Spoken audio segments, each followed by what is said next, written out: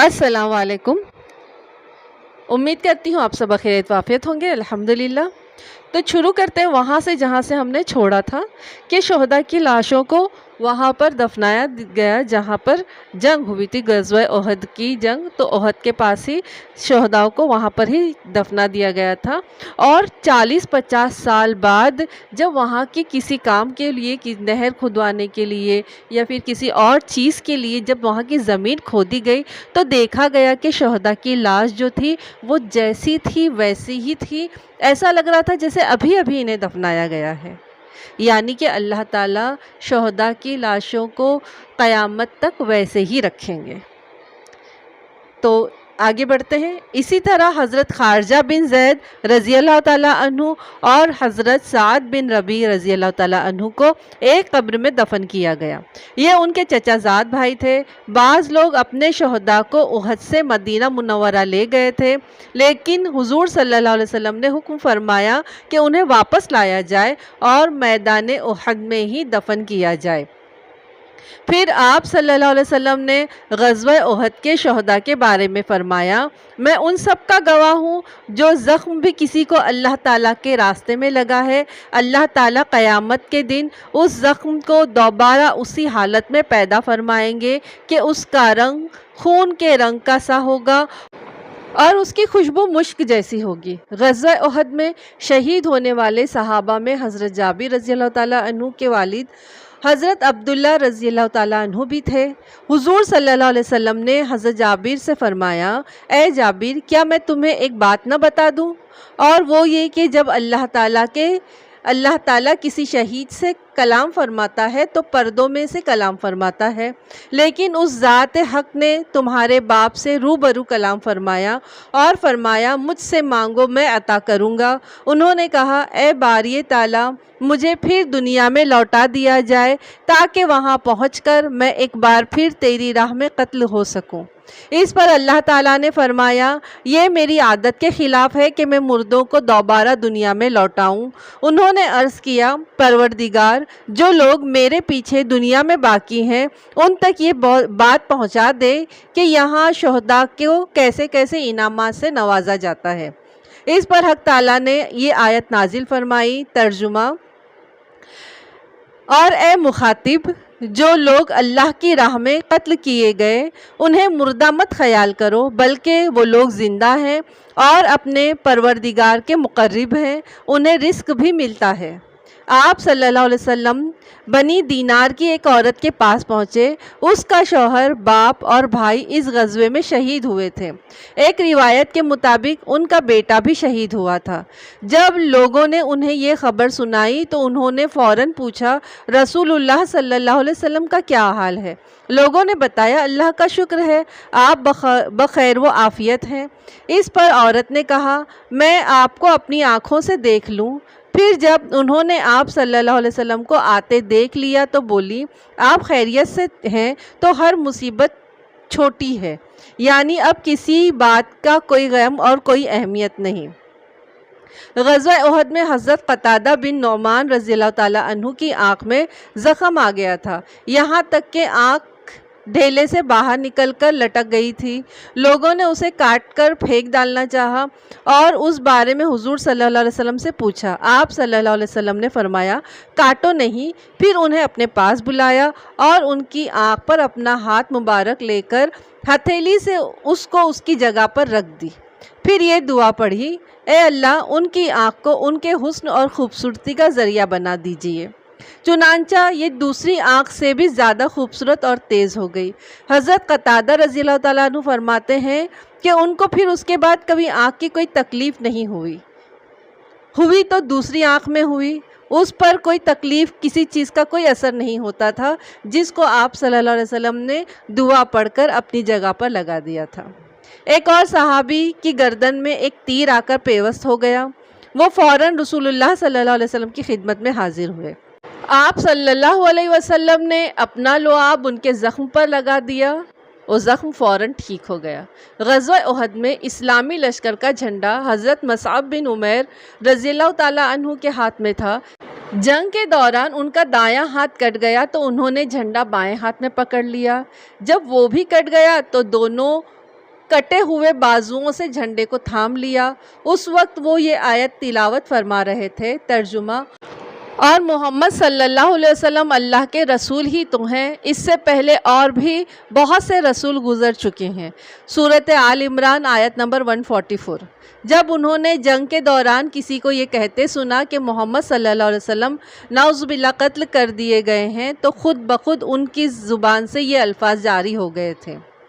اس کے بعد حضرت مصعب بن عمیر رضی اللہ تعالیٰ عنہ شہید ہو گئے۔ غرض جنگ ختم ہوئی اور شہداء کو دفن کر دینے کے بعد حضور اکرم صلی اللہ علیہ وسلم مدینہ کی طرف روانہ ہوئے۔ آپ صلی اللہ علیہ وسلم اس وقت گھوڑے پر سوار تھے۔ آپ صلی اللہ علیہ وسلم نے اس وقت شہداء اور ان کے عزیزوں کے لیے یہ دعا فرمائی: اے اللہ، ان کے دلوں سے رنج اور غم کو مٹا دے، ان کی مصیبتوں کو دور فرما دے اور شہیدوں کے جانشینوں کو ان کا بہترین جانشین بنا دے۔ مدینہ پہنچنے پر نبی اکرم صلی اللہ علیہ وسلم نے حضرت علی رضی اللہ تعالیٰ عنہ کی تلوار خون آلود دیکھ کر فرمایا: اگر تم نے جنگ میں بہتر کارکردگی کا مظاہرہ کیا ہے تو فلاں فلاں نے بھی خوب جہاد کیا ہے۔ غزوہ احد میں 70 کے قریب مسلمان شہید ہوئے۔ مرنے والے مشرکوں کی تعداد مختلف بتائی جاتی ہے۔ جب اللہ کے رسول صلی اللہ علیہ وسلم مدینہ منورہ پہنچے تو مسلمانوں کی شکست پر منافقوں اور یہودیوں کی زبانیں کھل گئیں۔ وہ کھلے عام مسلمانوں کو برا بھلا کہنے لگے، خوشی سے بغلے بجانے لگے۔ ان لوگوں نے نبی اکرم صلی اللہ علیہ وسلم کی شان میں گستاخانہ کلمات بھی کہے۔ مثلاً وہ کہتے تھے: محمد صرف حکومت کرنے کے شوقین ہیں، آج تک کسی نبی نے اس طرح نقصان نہیں اٹھایا جس طرح انہوں نے اٹھایا ہے، خود بھی زخمی ہوئے اور اپنے ساتھیوں کو بھی مروایا، معاذ اللہ۔ یہ بھی کہتے تھے: تمہارے جو ساتھی مارے گئے، اگر وہ ہمارے ساتھ رہتے تو اس طرح ان کی جانیں نہیں جاتی۔ حضرت عمر رضی اللہ تعالیٰ عنہ تک ان کی یہ باتیں پہنچی تو انہوں نے بہت غصے میں حضور صلی اللہ علیہ وسلم سے عرض کیا: اے رسول اللہ، آپ ہمیں ان لوگوں کو قتل کرنے کی اجازت دے دیں۔ یہ سن کر آپ صلی اللہ علیہ وسلم نے ارشاد فرمایا: کیا یہ لوگ یعنی منافقین ظاہر میں مسلمان نہیں ہیں؟ کیا یہ کلمہ نہیں پڑھتے کہ اللہ کے سوا کوئی معبود نہیں اور یہ کہ میں اللہ کا رسول ہوں؟ حضرت عمر رضی اللہ تعالیٰ عنہ نے عرض کیا: بے شک کرتے ہیں، لیکن یہ لوگ ایسا تلوار کے خوف سے کرتے ہیں۔ اب ان کی حقیقت ظاہر ہو چکی ہے، ان کے دلوں میں جو کینہ اور فساد ہے وہ سامنے آ گیا ہے۔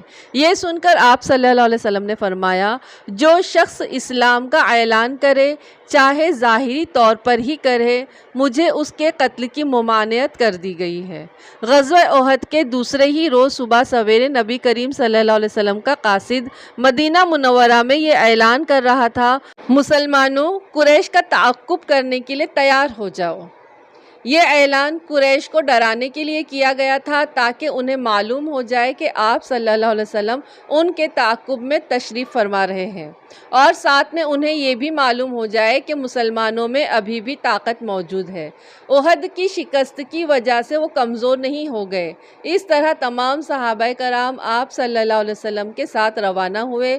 سب لوگ زخمی تھے، لیکن کسی نے بھی اپنے زخموں کی پرواہ نہیں کی، بلکہ یہ حالت تھی کہ بنو سلمہ کے 40 آدمی زخمی ہوئے تھے، خود اللہ کے رسول بھی زخمی تھے، اور اسی حالت میں صحابہ کرام کو لے کر روانہ ہوئے۔ آپ صلی اللہ علیہ وسلم کے زخموں کی صورت یہ تھی: چہرہ مبارک زرہ کے گڑ جانے کی وجہ سے زخمی تھا، چہرہ مبارک پر پتھر کا ایک زخم بھی تھا، نچلا ہونٹ اندر کی طرف سے زخمی تھا، ایک روایت میں اوپر کا ہونٹ زخمی ہونے کا ذکر بھی موجود ہے۔ ان زخموں کے علاوہ آپ صلی اللہ علیہ وسلم کا دایاں کاندھا بھی زخمی تھا۔ اس کاندھے پر ابن قیمیہ نے اس وقت وار کیا جب آپ صلی اللہ علیہ وسلم گڑھے میں گرے تھے۔ گڑھے میں گر جانے کی وجہ سے آپ صلی اللہ علیہ وسلم کے دونوں گھٹنے وہ بھی زخمی ہو گئے تھے۔ ایسی حالت میں آپ صلی اللہ علیہ وسلم نے حضرت طلحہ بن عبید اللہ سے فرمایا تھا: طلحہ، تمہارے ہتھیار کہاں ہیں؟ انہوں نے فرمایا: یہی ہیں یا رسول اللہ۔ یہ کہہ کر وہ گئے اور ہتھیار پہن کر آ گئے، حالانکہ ان کے سینے پر صرف 9 زخم تھے جبکہ پورے جسم پر 70 زخم تھے۔ اللہ اکبر! کتنے سارے زخم تھے ان صحابہ کے آپ صلی اللہ علیہ وسلم کا لشکر آگے بڑھتا چلا گیا، یہاں تک کہ حمراء الاسد کے مقام پر ٹھہرا۔ یہ جگہ مدینہ منورہ سے تقریباً 12 کلومیٹر دور ہے۔ اس مقام پر مسلمانوں نے 3 دن تک قیام کیا۔ ہر رات میں صحابہ کرام اپنے پڑاؤ میں جگہ جگہ آگ روشن کرتے رہے تاکہ دشمنوں کو دور سے روشنیاں نظر آتی رہیں۔ اس تدبیر سے دشمن نے خیال کیا کہ مسلمان بڑی تعداد کے ساتھ آئے ہیں، چنانچہ ان پر رعب پڑ گیا۔ اس مہم کو غزوہ حمراء الاسد کہا جاتا ہے۔ حضرت جابر بن عبداللہ رضی اللہ تعالیٰ عنہ فرماتے ہیں، اس غزوے میں مسلمانوں کے پاس کھانے کے لیے صرف کھجوریں تھیں یا صرف اونٹ ذبح کیے جاتے تھے۔ کفار نے یہ خبر سنی کہ مسلمان تو ایک بار پھر تیاری کے ساتھ میدان میں موجود ہیں تو وہ مکہ کی طرف لوٹ گئے۔ جب حضور صلی اللہ علیہ وسلم کو یہ اطلاع ملی تو آپ صلی اللہ علیہ وسلم بھی مدینہ کی طرف کوچ فرمائے۔ حمراء الاسد کے مقام پر مسلمانوں نے ابو عزہ شاعر کو گرفتار کیا۔ یہ شخص مسلمانوں کے خلاف اشعار کہا کرتا تھا۔ غزوہ بدر کے موقع پر بھی گرفتار ہوا تھا۔ گرفتار ہو کر حضور صلی اللہ علیہ وسلم کے سامنے لایا گیا تھا تو گڑ گڑانے لگا تھا۔ آپ صلی اللہ علیہ وسلم نے اس شرط پر اس کو چھوڑ دیا تھا کہ آئندہ مسلمانوں کے خلاف اشعار نہیں کہے گا، لیکن وہ اپنے وعدے سے پھر گیا تھا اور مسلمانوں کے خلاف اشعار کہتا رہا۔ اس موقع پر یہ پھر گرفتار ہوا۔ اب پھر سے اس نے رونا اور گڑ گڑانا شروع کر دیا، لگا معافی مانگنے۔ اس نے کہا، اے محمد صلی اللہ علیہ وسلم، مجھے چھوڑ دیجئے، مجھ پر احسان کیجئے، میری بیٹیوں کی خاطر رہا کر دیجئے۔ میں آپ کے سامنے عہد کرتا ہوں کہ میں آئندہ کبھی ایسی حرکت نہیں کروں گا۔ حضور اکرم صلی اللہ علیہ وسلم نے ارشاد فرمایا، نہیں، اب تو مسلمانوں کو دکھ نہیں پہنچا سکے گا۔ اس کے بعد اس کو قتل کر دیا گیا۔ حضور اکرم صلی اللہ علیہ وسلم نے اس موقع پر یہ ارشاد فرمایا، مومن ایک سوراخ سے 2 بار نہیں ڈسا جاتا۔ حضور اکرم صلی اللہ علیہ وسلم کے اس فرمان کی وضاحت علماء نے یہ بھی لکھی ہے کہ مومن کو چاہیے کہ کوئی اسے دھوکہ دے تو اس سے ہوشیار رہے اور پھر اس کے دھوکے میں دوبارہ نہ آئے۔ اسی سال یعنی 3 ہجری میں شراب حرام ہوئی۔ 4 ہجری میں غزوہ بنو نذیر پیش آیا۔ اس کی وجہ یہ بنی کہ نبی کریم صلی اللہ علیہ وسلم بنو نذیر کے محلے میں تشریف لے گئے۔ آپ صلی اللہ علیہ وسلم کو ایک ضروری معاملے میں بنو نذیر سے بات طے کرنا تھی۔ یہ یہودیوں کا قبیلہ تھا۔ آپ صلی اللہ علیہ وسلم نے معاہدہ کر رکھا تھا کہ مسلمانوں کو کسی کا خون بہا دینا پڑا تو بنو نذیر بھی اس سلسلے میں مدد کریں گے۔ حضور اکرم صلی اللہ علیہ وسلم جب ان کے محلے میں تشریف لے گئے تو وہ صحابہ کرام کی ایک مختصر جماعت بھی ساتھ تھی۔ ان کی تعداد 10 سے بھی کم تھی۔ ان میں حضرت ابوبکر صدیق، حضرت عمر اور حضرت علی رضی اللہ عنہم بھی تھے۔ حضور اکرم صلی اللہ علیہ وسلم نے وہاں پہنچ کر ان سے بات شروع کی تو وہ بولے، ہاں ہاں کیوں نہیں، ہم ابھی رقم ادا کر دیتے ہیں، آپ صلی اللہ علیہ وسلم پہلے کھانا کھا لیں۔ اس طرح وہ بظاہر بہت خوش ہو کر ملے، لیکن دراصل وہ آپ صلی اللہ علیہ وسلم کے قتل کی سازش پہلے ہی تیار کر چکے تھے۔ آپ صلی اللہ علیہ وسلم کو انہوں نے ایک دیوار کے ساتھ بٹھایا، پھر ان میں سے ایک یہودی اس مکان کی چھت پر چڑھ گیا۔ وہ چھت سے حضور صلی اللہ علیہ وسلم کے اوپر ایک بڑا سا پتھر گرانا چاہتا تھا۔ ابھی وہ ایسا کرنے ہی والا تھا کہ اللہ تعالیٰ نے حضرت جبرائیل علیہ السلام کو بھیج دیا۔ انہوں نے آپ صلی اللہ علیہ وسلم کو اس سازش سے باخبر کر دیا۔ آپ صلی اللہ علیہ وسلم تیزی سے وہاں سے اٹھے، انداز ایسا تھا جیسے کوئی بات یاد آ گئی ہو۔ آپ صلی اللہ علیہ وسلم اپنے ساتھیوں کو وہاں بیٹھا چھوڑ کر مدینہ منورہ لوٹ آئے۔ جب حضور صلی اللہ علیہ وسلم کی واپسی میں دیر ہوئی، صحابہ کرام حیران ہوئے اور حضور صلی اللہ علیہ وسلم کی تلاش میں نکل پڑے۔ انہیں مدینہ منورہ سے آتا ہوا ایک شخص دکھائی دیا۔ صحابہ کرام نے اس سے پوچھا، کیا آپ صلی اللہ علیہ وسلم کے بارے میں کچھ پتا ہے؟ اس نے بتایا کہ وہ آپ صلی اللہ علیہ وسلم کو مدینہ منورہ میں دیکھ کر آ رہا ہے۔ اب صحابہ کرام فوراً مدینہ منورہ پہنچے۔ تب حضور اکرم صلی اللہ علیہ وسلم نے انہیں اس سازش کے بارے میں بتایا۔ آپ صلی اللہ علیہ وسلم نے محمد بن مسلمہ رضی اللہ تعالیٰ عنہ کو بنو نذیر کے پاس بھیجا اور انہیں پیغام دیا، میرے شہر یعنی مدینہ سے نکل جاؤ، تم لوگ اب اس شہر میں نہیں رہ سکتے، اس لیے کہ تم نے جو منصوبہ بنایا تھا وہ غداری تھی۔ یہ تمام یہودیوں کو یہ بھی بتا دیا گیا کہ آپ صلی اللہ علیہ وسلم کے خلاف انہوں نے کیا سازش کی تھی، اسی لیے کہ سب کو اس بارے میں معلوم نہیں تھا۔ سازش کی تفصیل سن کر یہودی خاموش رہ گئے، کوئی منہ سے ایک لفظ بھی نہ نکال سکا۔ پھر حضرت محمد بن مسلمہ رضی اللہ تعالیٰ عنہ نے ان سے کہا، آپ صلی اللہ علیہ وسلم کا حکم ہے کہ تم 10 دن کے اندر اندر یہاں سے نکل جاؤ، اس مدت کے بعد جو شخص بھی یہاں پایا جائے گا اس کی گردن مار دی جائے گی۔ حضور صلی اللہ علیہ وسلم کا حکم سن کر یہودیوں نے وہاں سے کوچ کی تیاریاں شروع کر دی، اونٹوں وغیرہ کا انتظام کرنے لگے، لیکن ایسے میں منافقوں کی طرف سے انہیں پیغام ملا کہ اپنا گھر بار اور وطن چھوڑ کر ہرگز کہیں نہیں جاؤ، ہم تمہارے ساتھ ہیں، اگر جنگ کی نوبت آئی تو ہم تمہاری مدد کو آئیں گے، اور اگر تم لوگوں کو یہاں سے نکلنا ہی پڑا تو ہم بھی تمہارے ساتھ چلیں گے۔ یہودیوں کو روکنے میں سب سے زیادہ کوشش منافقوں کے سردار عبداللہ بن ابی نے کی۔ اس نے یہودیوں کو پیغام بھیجا، اپنے گھر والوں کو چھوڑ کر مت جاؤ، اپنی حویلیوں میں جمے رہو، میرے ساتھ 2000 جانباز ہیں، ان میں میری قوم کے لوگ بھی ہیں اور عرب کے دوسرے قبائل بھی ہیں۔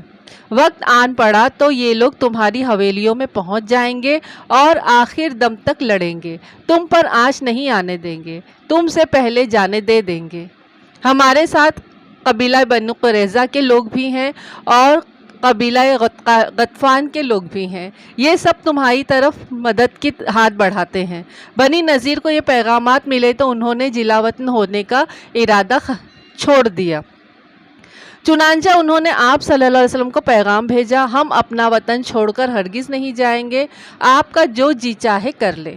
یہ پیغام سن کر آپ صلی اللہ علیہ وسلم نے کلمہ تکبیر کہا اور آپ کے ساتھ مسلمانوں نے بھی اللہ اکبر کہا۔ پھر آپ نے فرمایا، یہودی جنگ پر آمادہ ہے، لہٰذا جہاد کی تیاری کرو۔ مسلمانوں نے جہاد کی تیاری شروع کر دی۔ اس وقت یہودیوں کو جنگ پر ابھارنے والا شخص ہوئی بن اخطب تھا۔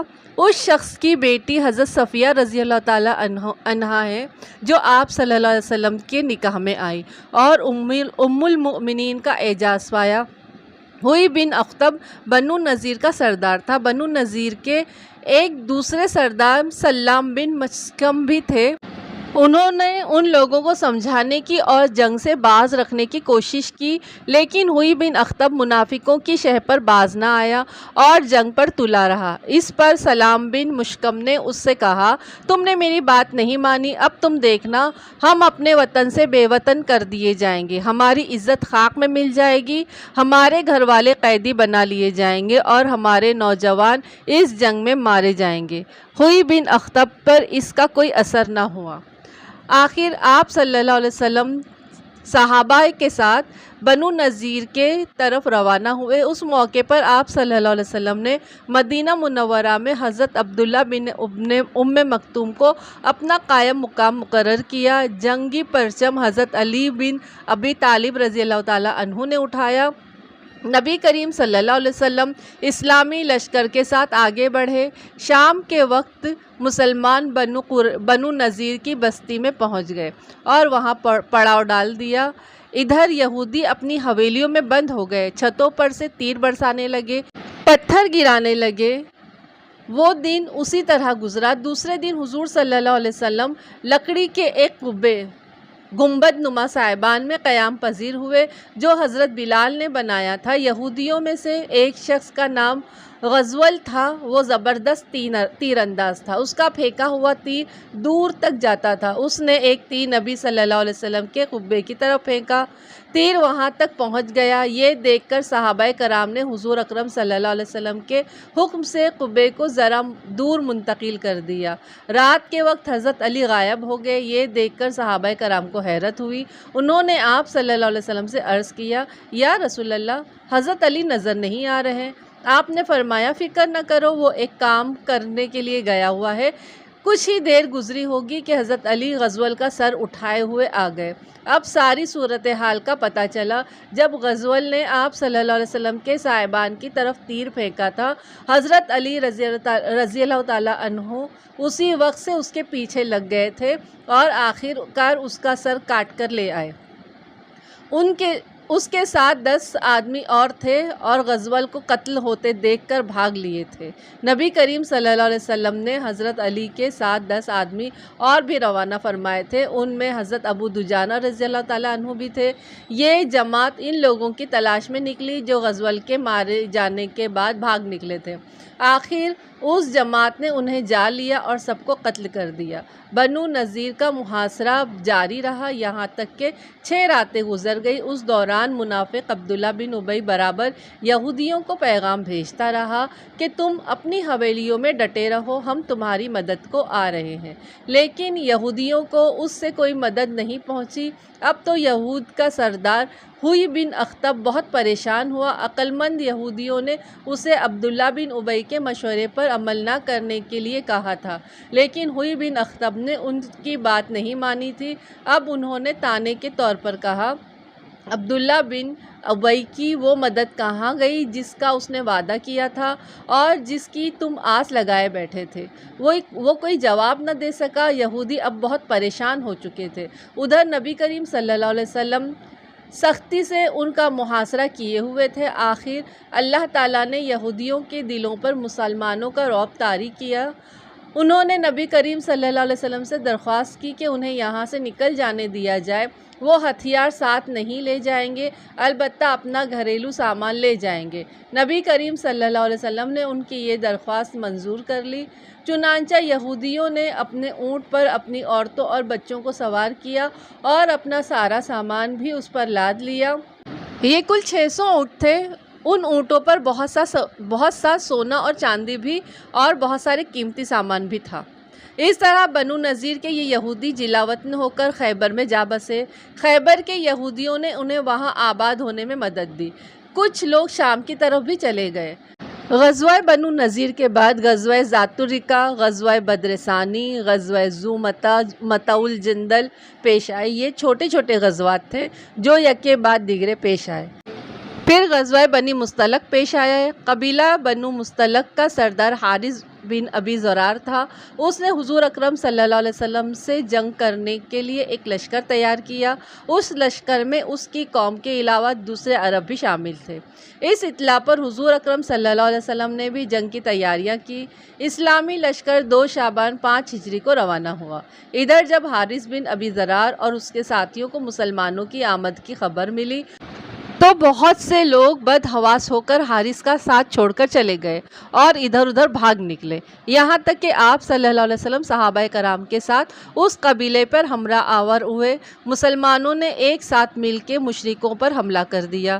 یہ حملہ اتنا شدید تھا کہ اس میں سے 10 فوراً ہی مارے گئے، باقی گرفتار ہوئے۔ ان کی عورتیں اور بچوں کو بھی گرفتار کر لیا گیا۔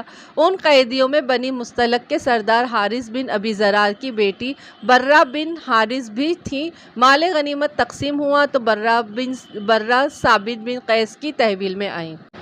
اب ثابت بن قیس نے برہ سے طے کیا کہ اگر وہ 9 اوقیہ سونا دے تو وہ انہیں آزاد کر دیں گے۔ یہ سن کر برہ نبی کریم صلی اللہ علیہ وسلم کے پاس آئی اور کہنے لگی، اے اللہ کے رسول، میں مسلمان ہو چکی ہوں۔ میں گواہی دیتی ہوں کہ اللہ تعالیٰ کے سوا کوئی معبود نہیں۔ ہمارے ساتھ جو ہوا اس کو آپ جانتے ہیں۔ میں قوم کے سردار کی بیٹی ہوں۔ ایک سردار کی بیٹی اچانک باندی بنا لی گئی۔ ثابت بن قیس نے آزاد ہونے کے لیے میرے ذمے جو سونا مقرر کیا ہے وہ میری طاقت سے کہیں زیادہ ہے۔ میری آپ سے درخواست ہے کہ اس سلسلے میں میری مدد فرمائیں۔ اس پر آپ صلی اللہ علیہ وسلم نے ارشاد فرمایا، کیا میں تمہیں اس سے بہتر راستہ نہ بتا دوں؟ حضرت برہ بولیں، وہ کیا ہے یا رسول اللہ؟ آپ صلی اللہ علیہ وسلم نے ارشاد فرمایا، تمہاری طرف سے سونا میں دے دیتا ہوں اور میں تم سے نکاح کر لوں گا۔ اس پر حضرت برہ بولی، اے اللہ کے رسول، میں تیار ہوں۔ حضور صلی اللہ علیہ وسلم نے حضرت ثابت بن قیس رضی اللہ تعالیٰ عنہ کو بلایا، برہ کو ان سے مانگا۔ وہ بولے، اے اللہ کے رسول، میرے ماں باپ آپ پر قربان، برہ آپ کی ہو گئی۔ آپ صلی اللہ علیہ وسلم نے انہیں اتنا سونا ادا کر دیا اور برہ سے شادی کر لی۔ اس وقت ان کی عمر 20 سال تھی۔ ان کا نام برہ سے جویریہ رکھا گیا۔ اس طرح وہ ام المومنین حضرت جویریہ رضی اللہ تعالیٰ عنہا ہو گئی۔ حضرت عائشہ رضی اللہ تعالیٰ عنہ فرماتی ہیں، جویریہ نہایت خوبصورت خاتون تھی۔ بعد میں حضرت جویریہ کا باپ ان کا فدیہ لے کر آیا، حضور صلی اللہ علیہ وسلم کی خدمت میں حاضر ہوا۔ اس فدیے میں بہت سے اونٹ تھے۔ حارث ابھی راستے میں ہی تھا کہ اس کی نظر ان میں سے 2 خوبصورت اونٹوں پر پڑی۔ اس نے ان دونوں کو وہیں عتیق کی گھاٹی میں چھپا دیا اور باقی فدیے کے لیے آپ صلی اللہ علیہ وسلم کی خدمت میں پیش کر دیا۔ یہ فدیہ لے لیں، میری بیٹی کو رہا کر دیں۔ اس کی بات سن کر آپ صلی اللہ علیہ وسلم نے ارشاد فرمایا، اور وہ 2 اونٹ کیا ہوئے جنہیں تم عتیق کی وادی میں چھپا کر آئے ہو؟ حارث ابن زرار یہ سنتے ہی پکار اٹھا، میں گواہی دیتا ہوں کہ آپ اللہ کے رسول ہیں۔ اس بات کا علم میرے اور اللہ کے سوا کسی کو نہیں۔ اس سے ثابت ہوا کہ آپ واقعی اللہ کے رسول ہیں۔ اس طرح وہ بھی مسلمان ہو گئے۔ حضرت جویریہ رضی اللہ تعالیٰ عنہ کے بھائی عبداللہ بن حارث بھی مسلمان ہو گئے۔ اس کے بعد بنی مستلق کے تمام قیدیوں کو رہا کر دیا گیا۔ کچھ سے فدیہ لیا گیا، کچھ بغیر فدیہ کے چھوڑ دیے گئے۔ حضرت جویریہ فرماتی ہیں، بنی مستلق پر رسول اللہ صلی اللہ علیہ وسلم کی چڑھائی سے 3 دن پہلے میں نے خواب میں دیکھا تھا کہ یثرب سے چاند طلوع ہوا اور چلتے چلتے میری گود میں آ گیا۔ پھر جب ہم قیدی بنا لیے گئے تو میں نے خواب کے پورا ہونے کی آرزو کی۔ جب آپ صلی اللہ علیہ وسلم نے مجھ سے نکاح فرما لیا تو مجھے اس خواب کی تعبیر معلوم ہوئی۔ اس غزوے سے فارغ ہو کے جب آپ صلی اللہ علیہ وسلم واپس مدینہ منورہ کی طرف روانہ ہوئے تو ایک بہت دردناک واقعہ پیش آیا۔ سیدہ عائشہ صدیقہ فرماتی ہیں، کوچ کا اعلان ہوتے ہی میں قضائے حاجت کے لیے اٹھ کھڑی ہوئی اور لشکر سے دور جنگل کی طرف چلی گئی۔ جب میں فارغ ہو گئی اور واپس لشکر گاہ کی طرف روانہ ہوئی، میرے گلے میں جو ہار تھا وہ کہیں ٹوٹ کر گر گیا۔ مجھے اس کے گرنے کا پتہ نہ چلا۔ جب اس کا خیال آیا تو ہار کی تلاش میں واپس جنگل کی طرف گئی۔ اس ہار کی تلاش میں مجھے دیر ہو گئی۔ لشکر میں جو لوگ میرا ہودج اٹھا کر اونٹ پر رکھا کرتے تھے، انہوں نے خیال کیا کہ میں ہودج میں موجود ہوں۔ انہوں نے ہودج اٹھا کر اونٹ پر رکھ دیا اور انہیں احساس نہ ہوا کہ اس میں نہیں ہوں، کیونکہ میں دبلی پتلی اور کم وزن کی تھی۔ میں کھاتی بھی بہت کم تھی، جسم پر موٹاپے کے آثار نہیں تھے۔ اس طرح لشکر روانہ ہو گیا۔ ہودج محمل کو کہتے ہیں، ایک ڈولی نما چیز ہوتی ہے جو اونٹ پر نشست کے طور پر مطلب بیٹھنے کے لیے ڈولی کی طرح اونٹ پر رکھ دی جاتی ہے تاکہ عورت پردے میں رہے۔ ادھر کافی تلاش کے بعد میرا ہار مل گیا اور میں لشکر کی طرف روانہ ہوئی۔ وہاں پہنچی تو لشکر جا چکا تھا، دور دور تک سناٹا تھا۔ میں جس جگہ ٹھہری ہوئی تھی وہیں بیٹھ گئی۔ میں نے سوچا جب انہیں میری گمشدگی کا پتہ چلے گا تو سیدھے یہیں آئیں گے۔ بیٹھے بیٹھے مجھے نیند نے آ لیا۔ صفوان سلمہ رضی اللہ تعالیٰ کی ذمہ داری تھی کہ وہ لشکر کے پیچھے رہا کرتے تھے تاکہ کسی کا کوئی سامان رہ جائے یا گر جائے تو وہ اس کو اٹھا لیا کرے۔ اس روز بھی لشکر سے پیچھے وہ رہ گئے تھے۔ چنانچہ جب یہ اس جگہ پہنچے جہاں قافلہ تھا تو انہوں نے مجھے دور سے دیکھا اور خیال کیا کہ کوئی آدمی سویا ہوا ہے۔ نزدیک آئے تو انہوں نے مجھے پہچان لیا۔ مجھے دیکھتے ہی انہوں نے اِنَّ لِلَّهِ وَإِنَّ إِلَيْهِ راجعون پڑھا۔ زور سے پڑھا تھا۔ ان کی آواز سن کر میں جاگ گئی۔ انہیں دیکھتے ہی میں نے اپنی چادر اپنے چہرے پر ڈال لی۔ حضرت عائشہ صدیقہ فرماتی ہیں، صفوان سلمہ رضی اللہ تعالیٰ عنہ حیرت زدہ تھے کہ یہ کیا ہوا، لیکن منہ سے انہوں نے ایک لفظ نہ کہا، نہ میں نے ان سے کوئی بات کی۔ انہوں نے اپنی اونٹنی کو میرے قریب بٹھایا اور صرف اتنا کہا، ماں سوار ہو جائیے۔ میں نے اونٹ پر سوار ہوتے وقت حسبی اللہ نعم الوکیل، اللہ تعالیٰ کی ذات ہی مجھے کافی ہے اور وہی میرا بہترین سہارا ہے۔ پھر میرے سوار ہونے کے بعد انہوں نے اونٹ کو اٹھایا اور اس کی مہار پکڑ کر آگے روانہ ہوئے، یہاں تک کہ لشکر میں پہنچ گئے۔ لشکر اس وقت نخل ظہیرہ کے مقام پر پڑاؤ ڈالے ہوئے تھا اور وہ دوپہر کا وقت تھا۔ جب ہم لشکر میں پہنچے تو منافقوں کے سردار عبداللہ بن ابی کو بہتان لگانے کا موقع مل گیا۔ اس نے کہا، یہ عورت کون ہے جسے صفوان ساتھ لایا ہے؟ اس کے ساتھ ہی منافق بول اٹھے، یہ عائشہ ہے، صفوان کے ساتھ ہی آئی ہے۔ اب یہ لوگ لگے باتیں کرنے۔ پھر جب لشکر مدینہ منورہ پہنچ گیا تو منافق عبداللہ بن ابی دشمنی کی بنا پر اور اسلام سے اپنی نفرت کے بنا پر اس بات کو شہرت دینے لگا۔ امام بخاری رحمۃ اللہ علیہ لکھتے ہیں، جب منافق اس واقعے کا ذکر کرتے تو عبداللہ بن ابی بڑھ چڑھ کر ان کی تائید کرتا تاکہ اس واقعے کو زیادہ سے زیادہ شہرت ملے۔ حضرت عائشہ رضی اللہ تعالیٰ عنہ فرماتی ہیں، مدینہ منورہ آ کر میں بیمار ہو گئی، میں 1 ماہ تک بیمار رہی۔ دوسری طرف منافق اس بات کو پھیلاتے رہے، بڑھا چڑھا کر بیان کرتے رہے۔ اس طرح یہ باتیں نبی اکرم صلی اللہ علیہ وسلم تک بھی پہنچی اور میرے ماں باپ تک بھی پہنچی، جبکہ مجھے کچھ بھی معلوم نہیں ہو سکا۔ البتہ میں محسوس کر رہی تھی کہ آپ صلی اللہ علیہ وسلم مجھ سے پہلے کی طرح محبت سے پیش نہیں آتے تھے، جیسا کہ پہلے بیماری کے دنوں میں میرا خیال رکھا کرتے تھے ویسا میرا خیال بھی نہیں رکھتے۔ دراصل حضور اکرم صلی اللہ علیہ وسلم اپنے گھرانے پر منافقین کی الزام تراشی سے سخت غمزدہ تھے۔ اس فکر و رنج و غم کی وجہ سے گھر والوں سے اچھی طرح گھل مل کر بات کرنے کا موقع بھی نہیں ملتا تھا۔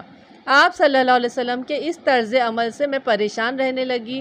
میری بیماری کم ہوئی تو مستح نے مجھے وہ باتیں بتائیں جو لوگوں میں پھیل رہی تھی۔ مستح نے خود اپنے بیٹے مستح کو بھی برا بھلا کہا کہ وہ بھی اس بارے میں یہی کچھ کہتا پھرتا ہے۔ یہ سنتے ہی میرا مرض واپس لوٹ آیا، مجھ پر غشی طاری ہونے لگی، بخار پھر سے ہو گیا۔ گھر آئی تو بری طرح بے چین تھی، تمام رات روتے گزری، آنسو رکتے ہی نہیں تھے، نیند آنکھوں سے دور تھی۔ صبح نبی کریم صلی اللہ علیہ وسلم میرے پاس تشریف لائے۔ آپ صلی اللہ علیہ وسلم نے پوچھا کیا حال ہے؟ تب میں نے عرض کیا کیا آپ مجھے اجازت دیں گے کہ میں اپنے ماں باپ کے گھر ہو آؤں؟ آپ صلی اللہ علیہ وسلم نے مجھے اجازت دے دی۔ دراصل میں چاہتی تھی اس خبر کے بارے میں اپنے والدین سے پوچھوں۔ جب میں اپنے ماں باپ کے گھر پہنچی تو میری والدہ رومان مکان کے نچلے حصے میں تھی، جبکہ میرے والد اوپر والے حصے میں تھے، قرآن کریم کی تلاوت کر رہے تھے۔ والدہ نے مجھے دیکھا تو پوچھا تم کیسے آئیں؟ میں نے ان سے پورا قصہ بیان کر دیا اور اپنی والدہ سے کہا اللہ آپ کو معاف فرمائے، لوگ میرے بارے میں کیا کیا کہہ رہے ہیں، لیکن آپ نے مجھے کچھ بتایا ہی نہیں۔ اس پر میری والدہ نے کہا بیٹی تم فکر نہ کرو، اپنے آپ کو سنبھالو، دنیا کا دستور یہی ہے کہ جب کوئی خوبصورت عورت اپنے خاوند کے دل میں گھر کر لیتی ہے تو اس سے جلنے والے اس کی عیب جوئی میں لگے رہتے ہیں۔ یہ سن کر میں نے کہا اللہ کی پناہ، لوگ ایسی باتیں کر رہے ہیں، کیا میرے ابا جان کو بھی ان باتوں کا علم ہے؟ انہوں نے جواب دیا ہاں انہیں بھی معلوم ہے۔ اب تو مارے رنج کے میرا برا حال ہو گیا، میں رونے لگی۔ میرے رونے کی آواز والد کے کانوں میں پہنچی تو وہ فوراً نیچے آئے۔ انہوں نے میری والدہ سے پوچھا کہ اسے کیا ہوا، تو انہوں نے کہا اس کے بارے میں جو لوگ افواہیں پھیلا رہے ہیں وہ اس کے کانوں تک پہنچ چکی ہیں۔ اب تو والدہ بھی رونے لگی، والد بھی رونے لگے۔ اس رات میں رات بھر روتی رہی، پوری رات سو نہ سکی۔ میری والدہ بھی رو رہی تھی، والد بھی رو رہے تھے، ہمارے ساتھ ساتھ گھر کے دوسرے لوگ بھی رو رہے تھے۔ ایسے میں ایک انصاری عورت ملنے کے لیے آ گئی، میں نے اسے اندر بلایا۔ ہمیں روتے دیکھ کر وہ بھی رونے لگی، یہاں تک کہ ہمارے گھر میں جو بلی تھی وہ بھی رو رہی تھی۔ ایسے میں رسول اللہ صلی اللہ علیہ وسلم تشریف لے آئے۔ آپ صلی اللہ علیہ وسلم نے سلام کیا اور بیٹھ گئے۔ جب سے یہ باتیں شروع ہوئی تھی آپ صلی اللہ علیہ وسلم نے میرے پاس بیٹھنا چھوڑ دیا تھا، لیکن اس وقت آپ صلی اللہ علیہ وسلم میرے پاس بیٹھ گئے۔ ان باتوں کو 1 ماہ ہو چکا تھا۔ اس دوران آپ پر وحی بھی نازل نہیں ہوئی تھی۔ آپ صلی اللہ علیہ وسلم نے بیٹھنے کے بعد کلمہ شہادت پڑھا اور فرمایا عائشہ مجھ تک تمہارے بارے میں ایسی باتیں پہنچی ہیں، اگر تم ان تہمتوں سے بری ہو اور پاک ہو تو اللہ تعالیٰ خود تمہاری براءت نازل فرما دیں گے، اور اگر تم اس گناہ میں مبتلا ہوئی تو اللہ تعالیٰ سے استغفار کرو اور توبہ کرو، کیونکہ بندہ جب اپنے گناہ کا اقرار کر لیتا ہے اور اللہ تعالیٰ سے توبہ کرتا ہے تو اللہ تعالیٰ اس کی توبہ قبول فرماتے ہیں۔ اس پر میں نے اپنے والد اور والدہ سے عرض کیا جو کچھ رسول اللہ صلی اللہ علیہ وسلم نے فرمایا ہے اس کا جواب دیجیے۔ جواب میں حضرت ابوبکر صدیق رضی اللہ تعالیٰ عنہ نے فرمایا میں نہیں جانتا کہ اللہ کے رسول سے کیا کہوں۔ تب میں نے عرض کیا آپ سب نے یہ باتیں سنی ہیں۔ اب اگر میں یہ کہتی ہوں کہ میں ان الزامات سے بری ہوں اور میرا اللہ جانتا ہے کہ میں بری ہوں، تو کیا اس پر یقین کر لیں گے؟ لہٰذا میں صبر کروں گی۔ میں اپنے رنج و غم کی شکایت اپنے اللہ سے کرتی ہوں۔ اس کے بعد میں اٹھی اور بستر پر لیٹ گئی۔ اس وقت میں سوچ بھی نہیں سکتی تھی کہ اللہ تعالیٰ میرے معاملے میں آیت نازل فرمائیں گے، جن کی تلاوت کی جایا کرے گی، جن کو مسجدوں میں پڑھا جایا کرے گا۔ البتہ میرا خیال تھا کہ اللہ تعالیٰ میرے بارے میں رسول اللہ صلی اللہ علیہ وسلم کو کوئی خواب دکھا دیں گے اور مجھے اس الزام سے بری فرما دیں گے۔ ابھی ہم لوگ اسی حالت میں تھے کہ آپ صلی اللہ علیہ وسلم پر وحی کے آثار محسوس ہونے لگے۔ حضور صلی اللہ علیہ وسلم پر وحی نازل ہوتی تھی تو چہرہ مبارک پر تکلیف کے آثار ظاہر ہوتے تھے۔ یہ بات محسوس کرتے ہی حضرت ابوبکر صدیق رضی اللہ تعالیٰ عنہ نے آپ صلی اللہ علیہ وسلم کو کپڑا اڑا دیا اور آپ صلی اللہ علیہ وسلم کے سر کے نیچے ایک تکیہ رکھ دیا۔ حضرت عائشہ فرماتی ہیں، میں نے جب آپ صلی اللہ علیہ وسلم پر وحی کے آثار دیکھے تو میں نے کوئی گھبراہٹ محسوس نہیں کی، کیونکہ میں بے گناہ تھی۔ البتہ میرے والدین پر بے تحاشا خوف طاری تھا۔ آخر آپ صلی اللہ علیہ وسلم سے وحی کے آثار ختم ہوئے۔ اس وقت آپ صلی اللہ علیہ وسلم ہنس رہے تھے اور آپ صلی اللہ علیہ وسلم کی پیشانی پر پسینے کے قطرے چمک رہے تھے۔ 2 قطرے موتیوں کی طرح نظر آ رہے تھے۔ اس وقت آپ صلی اللہ علیہ وسلم نے جو پہلا کلمہ فرمایا وہ یہ تھا، عائشہ، اللہ نے تمہیں بری کر دیا ہے۔ اللہ تعالیٰ نے اس موقع پر سورہ نور کی آیت نازل فرمائی۔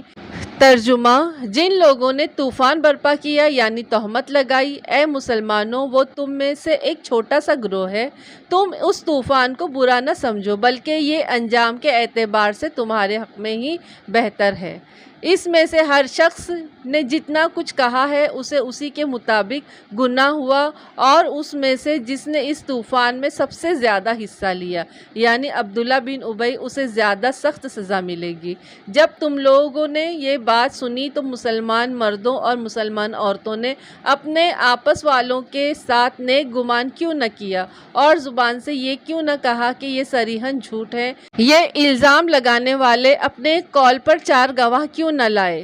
سو قاعدے کے مطابق یہ لوگ 4 گواہ نہیں لائے تو بس اللہ کے نزدیک یہ جھوٹے ہیں، اور اگر تم پر دنیا اور آخرت میں اللہ کا فضل نہ ہوتا تو جس کام میں تم پڑے تھے اس میں تم پر سخت عذاب واقع ہوتا، جب کہ تم اس جھوٹ کو اپنی زبانوں سے نقل در نقل کرتے رہے تھے اور اپنے منہ سے ایسی بات کر رہے تھے جس کی تمہیں کسی دلیل سے قطعاً خبر نہیں تھی، اور تم اس کی ہلکی بات یعنی گناہ واجب نہ کرنے والی سمجھ رہے تھے، حالانکہ وہ اللہ کے نزدیک بہت بھاری ہے۔ اور تم نے جب پہلی بار اس بات کو سنا تو یوں کیوں نہ کہا کہ ہمیں زیبا نہیں دیتا کہ ایسی بات منہ سے نکالے؟ معاذ اللہ، یہ تو بہت بڑا بہتان ہے۔ اللہ تمہیں نصیحت کرتا ہے کہ پھر ایسی حرکت مت کرنا اگر تم ایمان والے ہو۔ اللہ تم سے صاف احکام بیان کرتا ہے اور اللہ جاننے والا، حکمت والا ہے۔ جو لوگ ان آیات کے نزول کے بعد بھی چاہتے ہیں کہ بے حیائی کی بات کا مسلمانوں میں چرچا ہو، ان کے لیے دنیا اور آخرت میں دردناک سزا مقرر کی گئی ہے، کیونکہ اللہ تعالیٰ جانتا ہے اور تم نہیں جانتے۔ اور اے توبہ کرنے والو، اگر یہ بات نہ ہوتی کہ تم پر اللہ کا فضل و کرم ہے جس نے تمہیں توبہ کی توفیق دی، اور یہ کہ اللہ تعالیٰ بڑا شفیق، بڑا رحیم ہے، تو تم بھی وعید سے نہ بچتے۔ سورہ نور کی آیت نمبر 11 سے 20 کا ترجمہ تھا یہ۔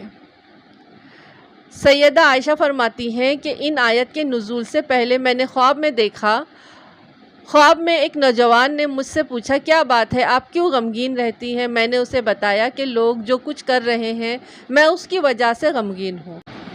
تب اس نوجوان نے کہا کہ آپ ان الفاظ میں دعا کیا کریں۔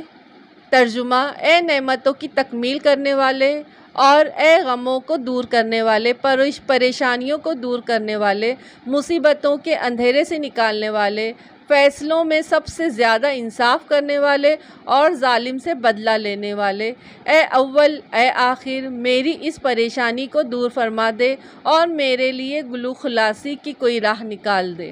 دعا سن کر میں نے کہا بہت اچھا۔ اس کے بعد میری آنکھ کھل گئی۔ میں نے ان الفاظ میں دعا کی، اس کے بعد میرے لیے برات کے دروازے کھول دیے گئے۔ الزام لگانے والوں میں مصطح رضی اللہ تعالیٰ عنہ بھی تھے جو مسلمان صحابی تھے، اور حضرت ابوبکر صدیق رضی اللہ تعالیٰ عنہ کے رشتہ دار بھی تھے۔ حضرت ابوبکر صدیق ان کی خبر گیری کرتے رہتے تھے، انہوں نے ہی ان کی پرورش کی تھی، لیکن یہ بھی الزام لگانے والوں میں شامل ہو گئے تھے۔ جب اللہ تعالیٰ نے حضرت عائشہ کو بری فرما دیا تو حضرت ابوبکر صدیق نے مصطح کو اپنے گھر سے نکال دیا اور ان سے کہا، اللہ کی قسم آئندہ میں کبھی بھی تم پر اپنا مال خرچ نہیں کروں گا، نہ تمہارے ساتھ کبھی محبت اور شفقت کا برتاؤ کروں گا۔ اس پر اللہ تعالیٰ نے سورہ نور کی یہ آیت نازل فرمائی، اور جو لوگ تم میں دینی بزرگی اور دنیاوی وسعت والے ہیں وہ قرابت داروں کو اور مسکینوں کو اور اللہ تعالیٰ کی راہ میں ہجرت کرنے والوں کو نہ دینے کی قسم نہ کھا بیٹھیں، بلکہ چاہیے انہیں کہ وہ ان کو معاف کر دیں اور درگزر کریں۔ کیا تم یہ نہیں چاہتے کہ اللہ تعالیٰ تمہارے قصور معاف کر دے؟ بے شک اللہ تعالیٰ غفور الرحیم ہے۔ اس آیت کے نزول پر حضور صلی اللہ علیہ وسلم نے حضرت ابوبکر رضی اللہ تعالیٰ عنہ سے فرمایا، کیا تم اس بات کو پسند نہیں کرتے کہ اللہ تعالیٰ تمہاری مغفرت کر دے؟ حضرت ابوبکر صدیق نے عرض کیا، اللہ کی قسم میں یقیناً چاہتا ہوں کہ میری مغفرت ہو جائے۔ پھر وہ مصطح رضی اللہ تعالیٰ عنہ کے پاس گئے اور ان کا جو وظیفہ بند کیا تھا اس کو پھر سے شروع کر دیا، نہ صرف جاری کر دیا بلکہ دوگنا کر دیا، اور کہا آئندہ میں کبھی مصطح کا خرچ بند نہ کروں گا۔ انہوں نے اپنی قسم کا کفارہ بھی ادا کر دیا۔ بس آج کے لیے اتنا ہی اس قصے میں، اور انشاءاللہ ہم آگے دیکھیں گے اور سیرت النبی میں اور کیا کیا ہے آگے، بہت اچھی باتیں ہیں، تو ہم اس کو اگلے حصے میں سنیں گے انشاءاللہ۔ بس دعا کریے کہ میں کنٹینیو اپلوڈ کرتی رہوں، طبیعت کی خرابی کی وجہ سے رہ جاتا ہے، تو بس آپ لوگ دعا کریے، سبسکرائب کریے پلیز۔ کہاں چلے گئے ہیں آپ سارے؟ سبسکرائب کریے، لائک بھی کریے، سنتے وقت ہی لائک کریے اور شیئر بھی کریے، کمنٹس لکھیے۔ کہاں گئے وہ سارے جو مجھے کمنٹس لکھا کرتے تھے؟ سنا لگتا ہے آپ لوگوں کے بغیر، کمنٹس لکھیے پلیز۔ چلیے پھر اپنا خوب خیال رکھیے، مجھے دعاؤں میں یاد رکھیے۔ تب تک کے لیے السلام علیکم، اللہ حافظ۔